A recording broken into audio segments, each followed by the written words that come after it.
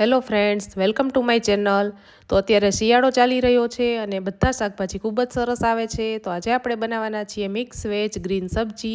તો તેના માટે મેં અહીંયા બધા ગ્રીન વેજીટેબલ્સને સારી રીતે ધોઈને કટ કરી લીધા છે। તો લીલા શાકભાજીમાં મેં લીધા છે કોબીજ, લીલું લસણ, કેપ્સિકમ, મરચાં, વાલ, લીલી તુવેર, ફણસી, વટાણા, લીલી ડુંગળી, લીલી વાલોળ અને એક જુડી પાલક લીધેલી છે જેની આપણે પ્યુરી બનાવવાની છે। ચલો શરૂ કરીએ રેસીપી। તો સૌથી પહેલાં આપણે એક કડાઈમાં વઘાર માટેનું તેલ ગરમ કરવા મૂકી દઈએ। આ શાક આપણે છૂટું જ બનાવવાનું છે કેમ કે કુકરના શાક કરતાં છૂટા વઘારેલા શાકનો સ્વાદ ખૂબ જ સરસ લાગે છે। તો આપણું તેલ આવી જાય એટલે વઘાર માટે જીરું, સૂકું લાલ મરચું, તમાલપત્ર અને હિંગ એડ કરી દેવાની અને ત્યારબાદ આપણે લીલા કેપ્સિકમ અને મરચાંને સાથે એડ કરવાના છે અને હવે લીલું લસણ, લીલી ડુંગળી અને આદુની પેસ્ટ એડ કરીને વઘારને 2 મિનિટ માટે સાંતળી લેવાનો છે। આ શાક આપણે ગ્રીન સબ્જીના મસાલા સાથે બનાવતા હોવાથી અહીંયા મેં બટેકાનો ઉપયોગ નથી કર્યો, તો એટલા માટે આપણે બધું લીલું શાકભાજી જ એડ કરવાનું છે। તો આપણો વઘાર સારી રીતે ચડી જાય એટલે હવે બેઝિક મસાલા એડ કરી દઈએ।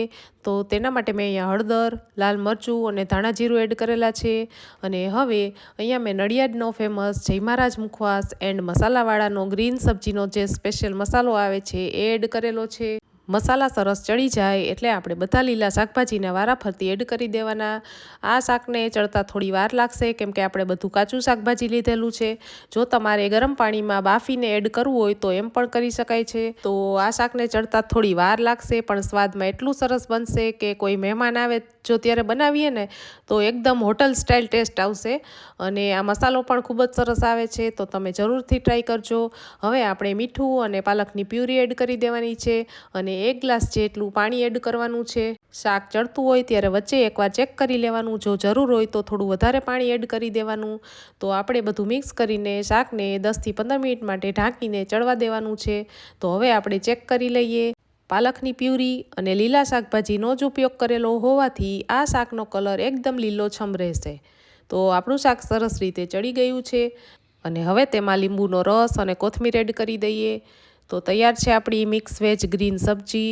જો શિયાળાની ઠંડીમાં રાત્રે આવું ગરમા ગરમ શાક મળી જાય ને તો મજા પડી જાય। રોટલી, પરોઠા કે ભાખરી સાથે પણ ખૂબ જ સરસ લાગશે। તો તમે આ સબ્જી જરૂરથી ટ્રાય કરજો અને તમે પણ જો આ રીતે જ શાક બનાવતા હોય તો કમેન્ટ કરીને જરૂરથી જણાવજો। તમને મારી રેસીપી ગમી હોય તો લાઇક, શેર અને સબસ્ક્રાઈબ કરવાનું ભૂલતા નહીં। ફરી મળીશું નવી રેસીપી સાથે, ત્યાં સુધી આવજો।